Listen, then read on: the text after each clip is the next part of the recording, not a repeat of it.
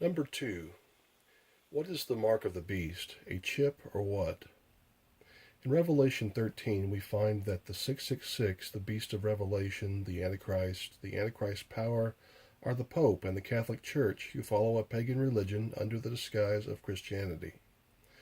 Look up Project Bluebeam and know there is a high likelihood they intend to make a 3D holographic representation of all religious deities, merging them into one, uh, merging them as one who will then be used to control the world. The Pope will either be that central figure or have a lot to do with it. The mark of the beast is not the RFID chip, as most are saying. There will soon come a time when the one world religion tries to centralize all religious faiths as one. Christian conscience and truth are extremely important. If you compromise truth for deception for convenience, that is a high abomination. Two camps are already forming in this world, as the Bible stated would happen, the good and the evil. Uh, People are going to become polarized and no longer be on the fence about their faith because of changes that are coming very soon. The mark in the forehead represents your decision and your choice you make to follow God or Satan. The mark in the right hand represents the employment of that choice in the form of your actions and your deeds. There will be two choices: follow man's law and accept the mark of the beast, or follow God's law. There's going to be a church-state union, with the Catholics being the reigning religio-political power. There is a national Sunday law which will be enforced. They will police people and force them to observe Sunday, the pagan day of the sun, or the false Sabbath, as their weekly Sabbath, as opposed to what God told us to do in the Bible.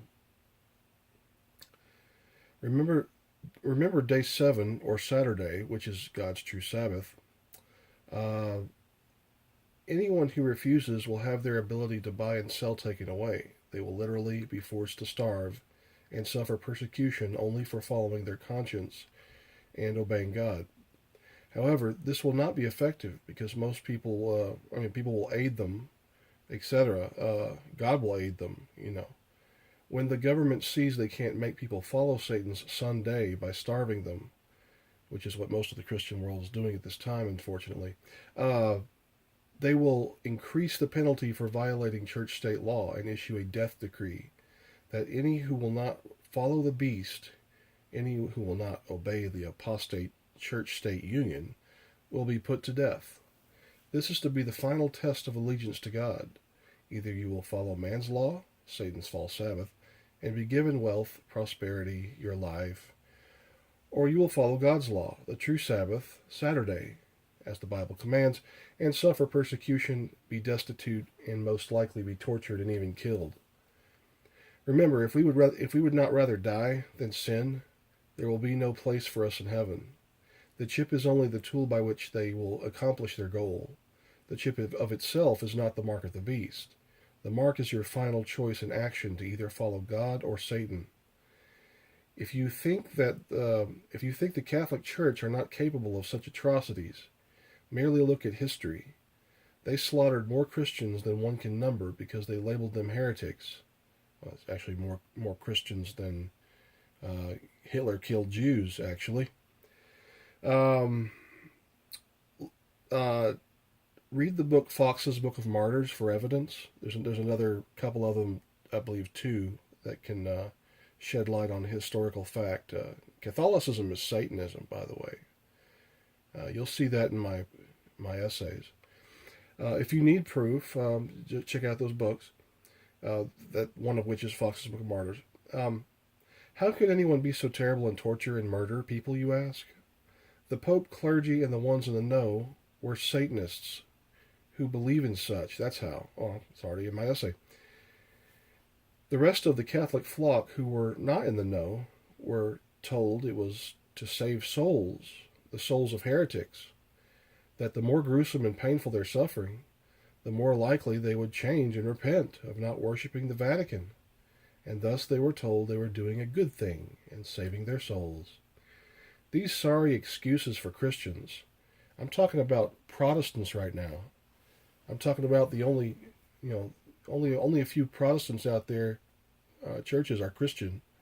but they were actually helping the Catholics murder fellow Christians because they thought the Vatican was so good. These sorry excuses for Christians bought that lie and began mutilating their own people or any who were labeled heretics to save them, quote, save them. Note to readers, at no point anywhere in the Bible is this behavior condoned. God is the judge and executioner, not us. That is exactly the opposite of what God teaches in the Bible. In fact, there's a text, forget the actual text, but it says like, yea, there will become a time when the enemies of God will think that they doeth a good thing in taking our lives.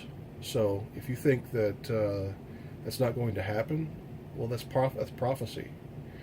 And it's happened in the past. In fact, the National Sunday Law, I mean, the Sunday law has already been in history before. They tried to push that before in the government.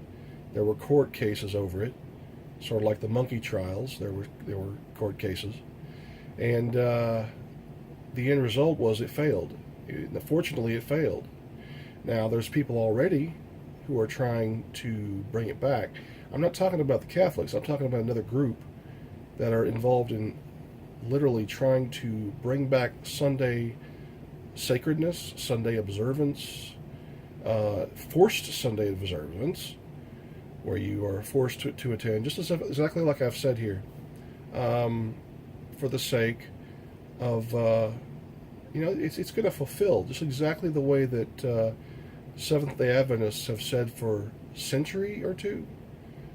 So, that's you can bank on it. It's a fact. I mean, in fact, look at the law now. Look up the blue laws. They govern alcohol sales on Sunday. They govern what businesses can be open on Sunday. You think that that's separation of church and state? No. That this has been instituted all along, and it's for the sake of keeping the pagan day of the sun holy, because this country wasn't based on Christianity. Not originally, no. This state, I mean, this country. We'll get into that with the other essays. Thank you.